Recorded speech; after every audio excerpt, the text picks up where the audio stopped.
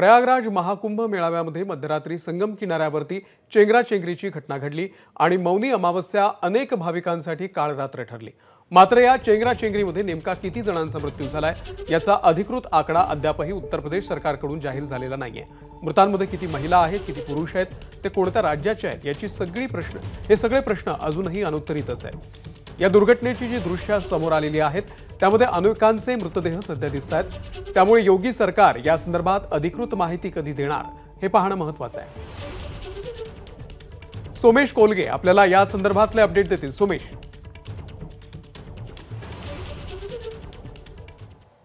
नक्कीच आतापर्यंत अजूनही प्रशासनाकडून एकूण अधिकृत मृतांचा किंबहुना जखमी किती आहेत यांचाही आकडा जाहीर करण्यात आलेला नाहीये। त्यामुळे याबाबत वेगवेगळ्या चर्चांना उधाण आलंय की खरोखरच या संपूर्ण चेंगराचेंगरीच्या आपत्तीमध्ये ज्या भाविकांना आपला प्राण गमवावा लागलाय किंवा ज्या भाविकांच्या जीवावर बेतलं होतं अशांची एकूण संख्या किती आहे या सगळ्यांची ओळख झालेली आहे का, त्यांचे नातेवाईक त्यांचे जे मित्र परिचित आहेत त्यांच्यापर्यंत निरोप पोहोचवला गेलेला आहे का, या सगळ्या नातेवाईकांना जर त्यांना भेटायचं असेल, जर आपल्या आप्तस्वकीयाबाबत जो कोणी त्या गर्दीमध्ये त्या दिवशी अडकला होता त्या संदर्भातील माहिती हवी असेल तर त्याची यंत्रणा व्यवस्था काय असेल या सगळ्याबाबत एक प्रकारची संभ्रम अवस्था आहे। आणि त्यामुळे नेमका मृतांचा आकडा किती आहे किंवा नेमकं जखमी झालेल्यांचा आकडा किती आहे की अजूनपर्यंत प्रशासनाकडून या सगळ्या आकड्यांची जुळवाजुळवच सुरू आहे का, असे असंख्य प्रश्न या निमित्ताने निर्माण होत आहेत। कारण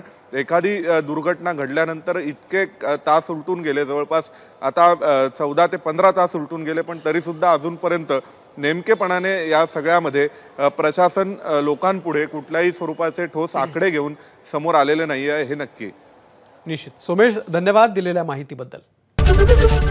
एबीपी माझा, उघडा डोळे बघा नीट।